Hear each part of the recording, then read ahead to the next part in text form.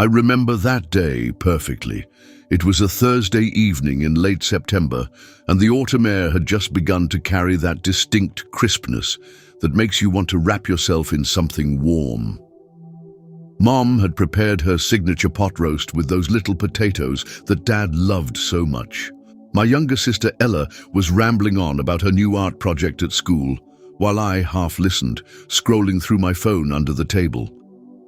Dad had come home from work in a surprisingly good mood. He'd just landed a major client at his law firm, and Mom had opened a bottle of wine to celebrate. It was one of those rare, perfect family moments that seemed like it would be etched into my memory for all the right reasons, but that's not why I remember it. "Hey, pass the gravy, Michael," Dad said, pointing his fork in my direction. "Sure," I replied, reaching across the table with one hand while my other hand still gripped my phone. That's when the message came in. A simple text from a number I didn't recognize. "Is he there? I need to know if he's with you right now." I didn't think much of it, assuming it was a wrong number. I was about to put my phone away when another text appeared. "Please, Michael. Your father told me he was working late tonight. I need to know if he's actually home with you. Don't tell him I asked." My blood ran cold. I glanced up at my father, who was laughing at something my sister had said. How did this person know my name? How did they know my father? Dad must have noticed something in my expression because his smile faltered. "Everything okay, son?" I looked back down at my phone, and a third message appeared, this time with a photo attached. I opened it, and the image made my stomach drop. It was my father with a woman I'd never seen before. They were embracing in what looked like a hotel lobby. The timestamp on the photo showed it was from just 2 days ago. "Michael?" Dad's voice had an edge to it now. I didn't know what to do. My thumb hovered over the screen, and that's when Dad reached across the table faster than I thought possible and snatched the phone from my hand. The room went silent. Mom stopped mid-sentence in her conversation with Ella. My sister looked confused, but Dad, his face drained of all color as he stared at my screen. For what felt like an eternity, nobody moved. Then Dad slowly placed my phone face down on the table and looked directly at me. His eyes had changed. They were cold, frightened, angry. "Go," he said. Just that one word, barely above a whisper. "What?" I replied, confused. "I said go!" This time he shouted, slamming his fist on the table so hard that the glasses jumped and wine spilled across the white tablecloth like blood. Mom gasped. "Robert, what on earth? Michael needs to leave, now." Dad's voice was trembling. I stood up, my chair scraping loudly against the floor. Mom looked bewildered, reaching for my arm. "What's happening? Michael, sit down, please." "Don't touch him," Dad snapped at Mom. "He needs to leave this house immediately." "This is ridiculous," Mom said. "Will someone please tell me what's going on?" Dad was still staring at me, his face now flushed with rage. "You had no right to go digging into my personal life." "I didn't dig into anything," I said, finding my voice at last. "That message just came in. I don't even know who sent it." "Liar!" Dad shouted. "You've been talking to her, haven't you? How long have you known?" Ella started crying, which only seemed to fuel Dad's anger. He stood up, towering over the table. "Get out of my house now!" Mom was on her feet now too. "Robert, stop this! He's our son!" "Not anymore," Dad said, and those 2 words hit me like a physical blow. "Not after this betrayal." "What betrayal?" I shouted back, my confusion turning to anger. "I literally just received a text message. I didn't do anything." Dad reached for my phone again, but I was quicker this time. I snatched it and stepped back, putting distance between us. "Give me the phone, Michael," Dad demanded, his voice dangerously quiet. "No," I said, backing toward the doorway. "Not until you explain what's happening." "Your father said get out," Mom cried, but I could tell she was just as confused as I was. Her eyes darted between Dad and me, trying to make sense of the situation. "Fine," Dad said, suddenly calm in a way that was more frightening than his anger. If you won't leave, we will." He grabbed Mum's arm and pulled her toward the door. "Come on, Ella," he called to my sister, who was frozen in her chair, tears streaming down her face. "Dad, stop," I pleaded. "You're scaring Ella.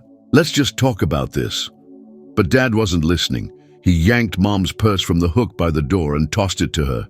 "We're leaving, now." "Robert, I'm not going anywhere until you explain what's happening," Mom said firmly, pulling her arm free. Dad's face twisted with an emotion I couldn't quite identify. Shame, perhaps, or desperation. "Fine," he spat. "Stay with him, but don't expect me to come back." And with that, he stormed out, slamming the door behind him so hard that one of Mom's framed photos fell from the wall and shattered on the floor.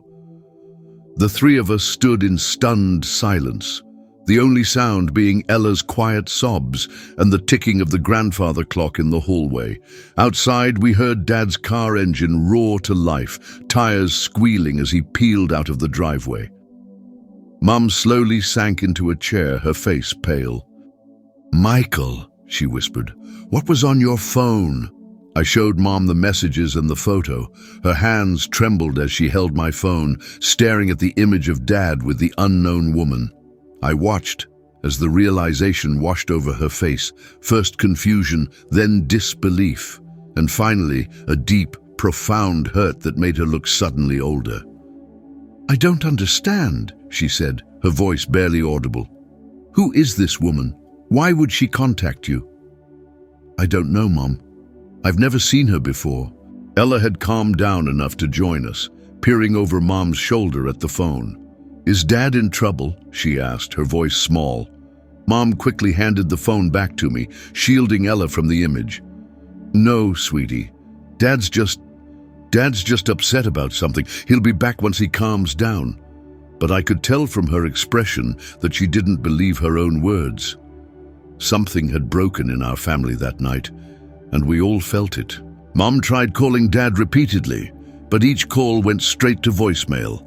After an hour of tense waiting, she decided to put Ella to bed, though I doubted my sister would get much sleep. Once Ella was upstairs, Mom collapsed onto the couch beside me, her composure finally crumbling. 15 years, she whispered, tears streaming down her face. 15 years of marriage, and he's been... She couldn't finish the sentence. I put my arm around her shoulders, feeling strange to be comforting my mother when I was just as lost as she was. "We don't know the full story yet, Mom. Maybe there's an explanation." She looked at me with red-rimmed eyes. "What possible explanation could there be for that photo, Michael? For him storming out like that? Innocent people don't react that way." She was right, of course. Dad's reaction had been an admission of guilt all on its own. Around midnight, when Dad still hadn't returned or answered any calls, Mom decided to call her sister, my Aunt Carol. Within an hour, Aunt Carol arrived at our house, immediately taking charge of the situation with her usual efficiency. "You three will stay with me for a few days," she announced, helping Mom pack some essentials. "Give Robert some space to figure out whatever mess he's gotten himself into." I didn't want to leave. Part of me felt that if we left our home, we were somehow admitting defeat, allowing Dad's betrayal to drive us away. But I also knew Mom needed the support of her sister right now, and Ella needed stability. As we were preparing to leave, my phone pinged with another message from the unknown number. "I'm sorry, I didn't mean to cause trouble. I just needed to know the truth." I showed it to Mom, who stared at it for a long moment before saying, "Ask her who she is." Then with shaking fingers I typed, "Who are you? What's your relationship with my father?" The response came almost immediately. "My name is Rebecca. I've been seeing your father for the past 8 months. He told me he was separated from his wife and living alone. I only found out yesterday that was a lie." Mom read the message over my shoulder and made a sound somewhere between a gasp and a sob. She turned away, hand pressed to her mouth, shoulders shaking. I felt a surge of anger toward this woman, this Rebecca, who had inserted herself into our lives and shattered our family. But even stronger was my fury at Dad. How could he do this to us? To Mom? I typed back, "I think you should leave my father and my family alone." "I understand," came the reply, "but there's something else you should know. I'm pregnant." The phone slipped from my grasp, clattering to the floor. Mom turned, alarmed by the noise. "What is it?" I couldn't speak. I simply picked up the phone and showed her the message. Mom's face went completely blank, as if her mind simply couldn't process any more shocks. She sat down heavily on the stairs, staring into space. Aunt Carol appeared from the kitchen, took one look at Mom, and rushed over. "What happened?" I silently handed her my phone. Her eyes widened as she read the messages, and she quickly sat beside Mom, putting an arm around her. "That bastard," Aunt Carol muttered, then immediately composed herself. "All right, this doesn't change anything for tonight. We're still going to my place, getting some rest, and dealing with this tomorrow with clear heads." But as we drove through the dark streets to Aunt Carol's house, I knew that nothing would ever be the same again. My father, the man who had taught me to ride a bike, who had helped me with my homework, who had always talked about the importance of honesty and integrity, was a stranger to me now. At Aunt Carol's house, Mom retreated to the guest bedroom immediately, declining Aunt Carol's offers of tea or something stronger. Ella fell asleep on the couch, emotionally exhausted. I sat at the kitchen table with Aunt Carol, unable to sleep, replaying the events of the evening in my mind. "Your mother's strong," Aunt Carol said quietly, watching me over the rim of her coffee mug. "Stronger than she knows. She'll get through this." "What about Dad?" I asked. "What happens now?" Aunt Carol's expression hardened. "That's up to him, and it's up to your mother to decide if she can ever forgive him." I nodded, staring into my own untouched mug. "I don't know if I can forgive him." "You don't have to decide that now," she said gently. "These things take time to process." Around 3 a.m., my phone lit up with a call from Dad. I showed the screen to Aunt Carol, my heart racing. "Are you okay to answer it?" she asked. "You don't have to." I took a deep breath and accepted the call. "Hello? Michael." Dad's voice sounded rough, like he'd been crying. "Where are you? Where's your mother and Ella?" "We're safe," I said, not wanting to give him our location, which is more than I can say for how we're feeling. There was a long pause. "I need to explain. It's not what it looks like." A bitter laugh escaped me. "Really, Dad? Because it looks like you've been cheating on Mom for months and got another woman pregnant. Please, tell me how that's not what it looks like." The silence on the other end of the line stretched so long that I thought Dad might have hung up. "She told you," he finally said, his voice hollow. "About the pregnancy?" "Yeah, she did. Were you planning to tell us, or was that just another secret you were going to keep?"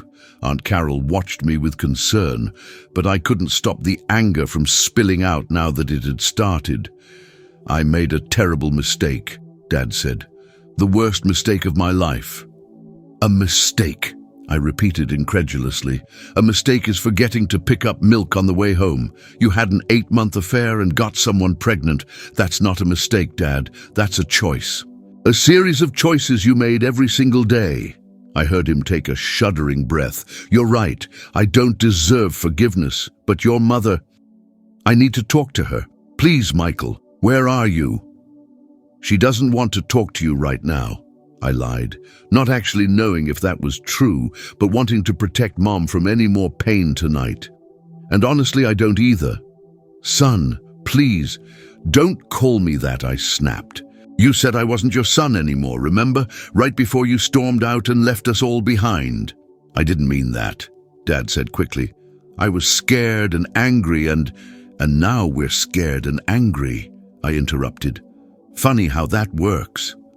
Aunt Carol gently touched my arm, a silent reminder to keep my voice down so as not to wake Mom and Ella. "I'm coming home," Dad declared. "We need to talk about this as a family." "There's nothing to talk about," I said. "And we're not home. We're somewhere safe, away from you." Dad's voice hardened. You can't keep me from my family, Michael. You did that yourself, I replied and ended the call. Almost immediately, my phone lit up with another call from him. I silenced it and placed the phone face down on the table. He's going to keep calling, Aunt Carol said. Let him, I muttered, rubbing my eyes. The emotional toll of the evening was finally catching up to me, exhaustion settling into my bones. Aunt Carol sighed. You should try to get some sleep. The guest room has a trundle bed. You can stay in there with your mum.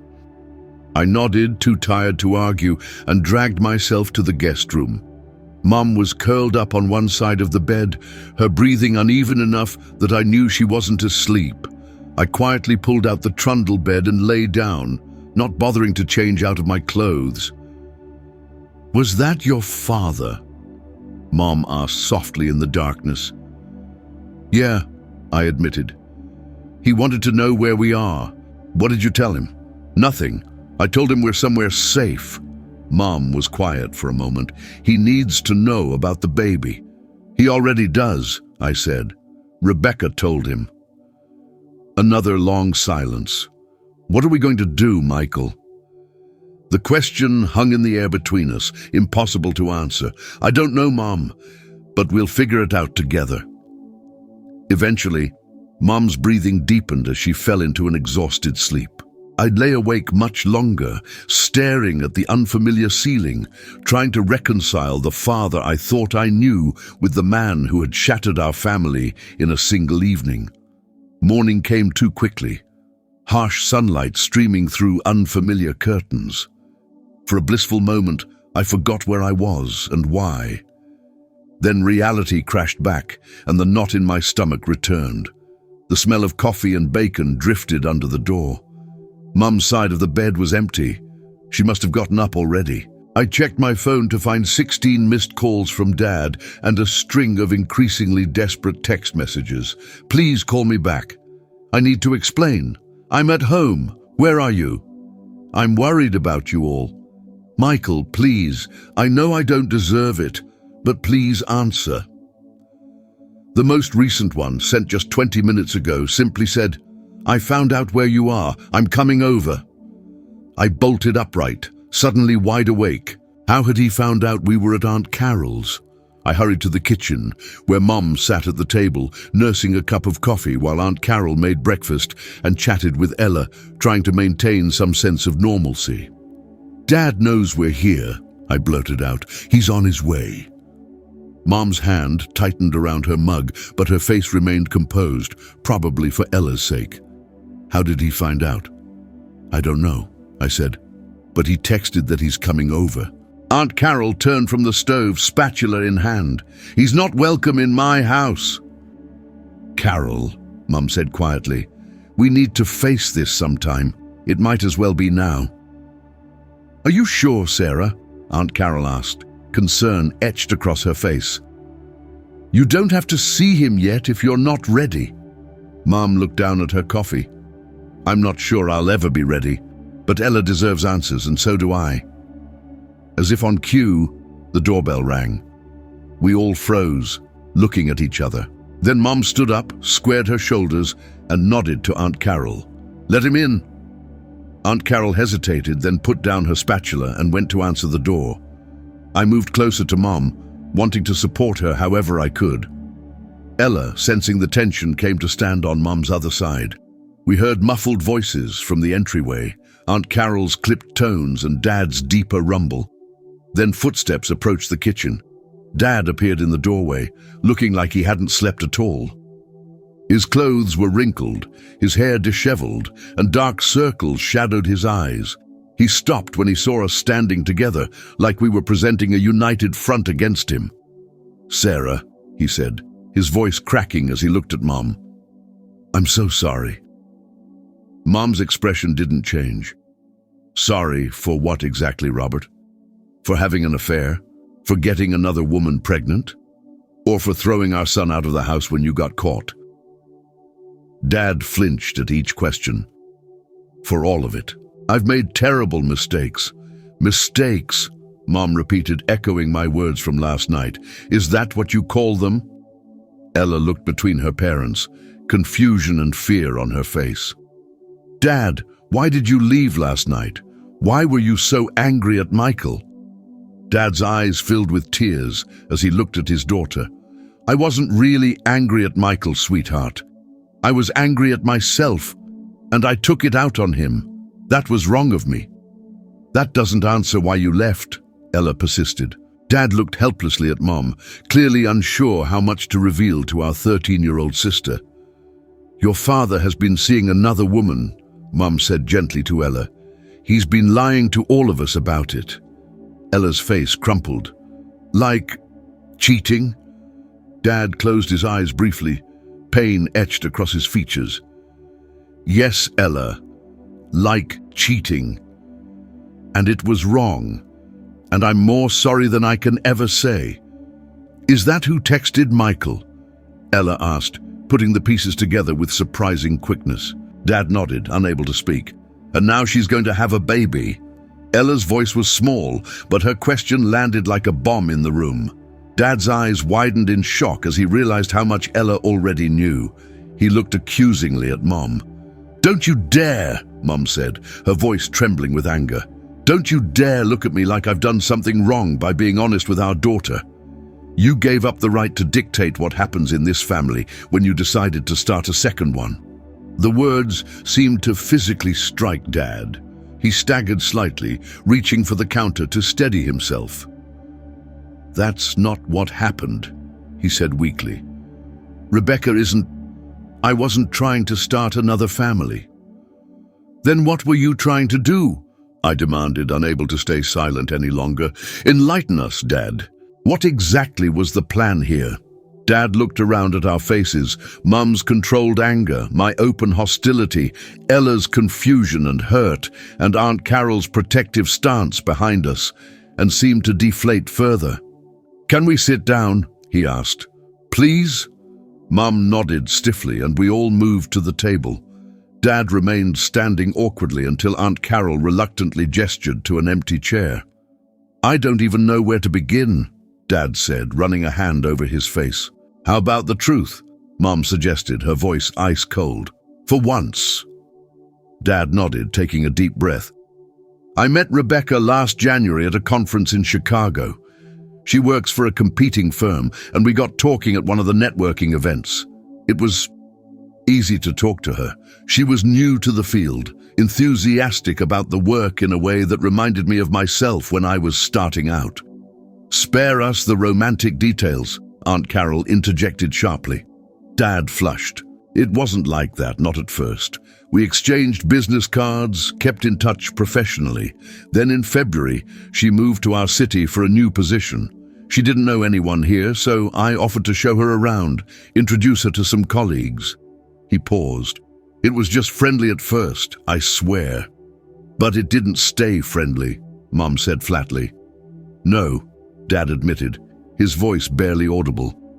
"By March, it had changed." "Ah, and you never thought to mention that you were married with 2 children?" I asked bitterly, Dad's expression twisted with shame. "I told her I was married, but I lied about the state of our marriage. I told her that we were separated, that we were only staying together for the kids until you both were a bit older." Mom made a small wounded sound, quickly stifled. "Why?" Ella asked suddenly. "Why would you lie about that? Don't you love Mom anymore?" Dad looked at my sister, tears spilling down his cheeks now. "Of course I love your mother, Ella. I've always loved her." "That's not how you show love," Mom said, her composure finally breaking. "You don't betray the people you love." "I know," Dad whispered. "I know that now." "But you didn't know it for 8 months?" I said incredulously. 8 months of lying to all of us?" "I got caught up in it," Dad interrupted. "Rebecca made me feel appreciated, important. The firm has been so demanding lately." "Do not," Mum said, her voice dangerously quiet, "try to blame this on us." Dad nodded, properly chastised. "You're right. This is entirely my fault." "So what changed?" I asked. "Why did she contact me last night?" Dad sighed heavily. She found out she's pregnant about 3 weeks ago. It was unexpected. The pregnancy made her start thinking more seriously about our relationship, about the future. She started asking more questions about my home situation when I was planning to tell you all about our relationship. And you kept stringing her along, Aunt Carol said, disgust evident in her voice. I panicked, Dad admitted.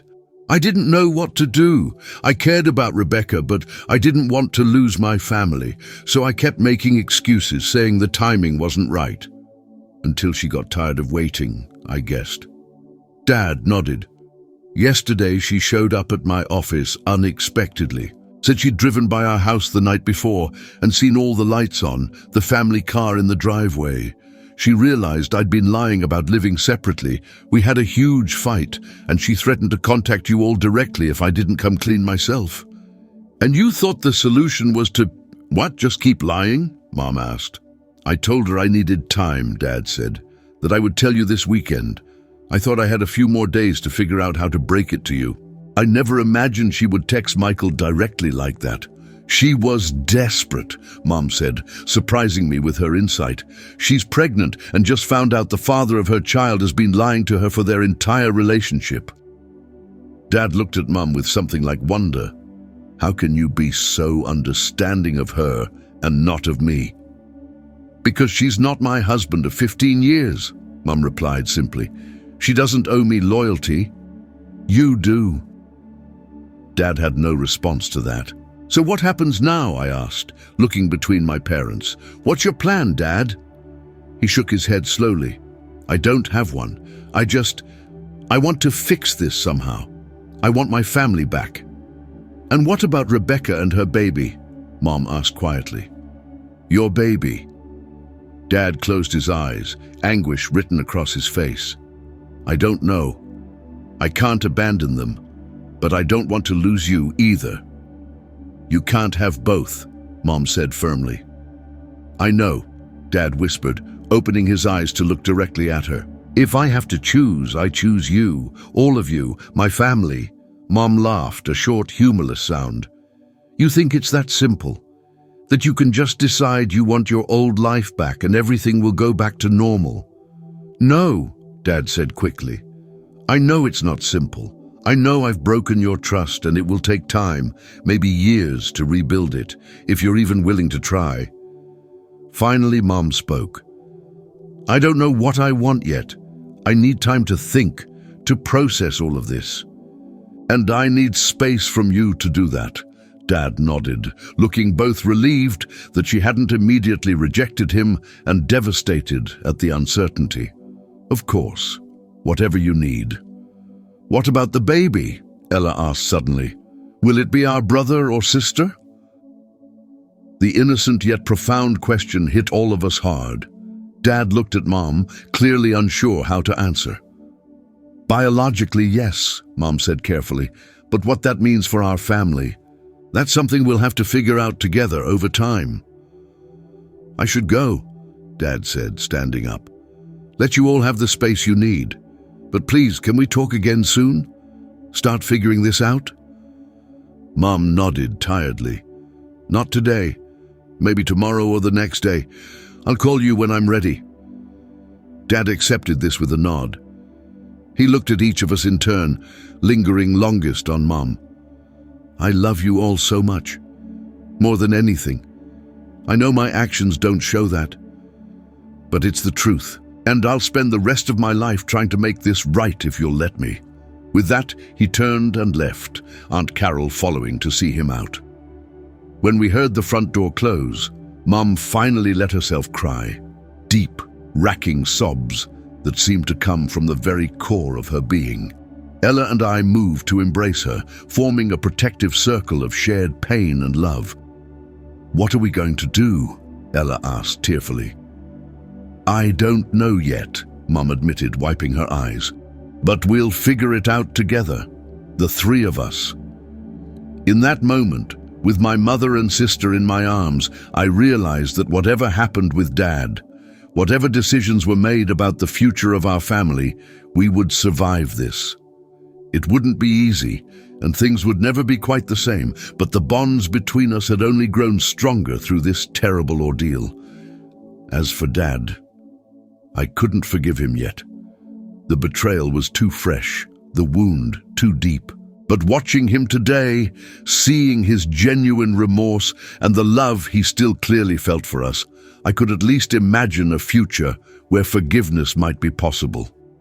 Not today, not tomorrow, but someday. The text that had appeared on my phone that night had changed everything in an instant. One moment, we were a normal, happy family enjoying dinner together. The next, our entire world had been upended. But perhaps the truth, painful as it was better than living in ignorance. At least now we could begin to rebuild on a foundation of honesty.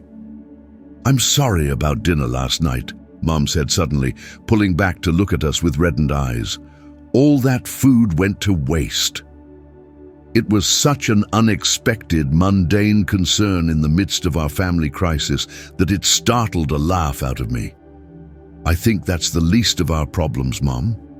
She smiled weakly. "I know. It's easier to think about the small things sometimes." "We'll have other dinners," I assured her. "Better ones." "Without Dad?" Ella asked in a small voice. Mom and I exchanged a look, neither of us knowing how to answer that question with any certainty. "We'll see," Mom said finally. "One day at a time, okay?"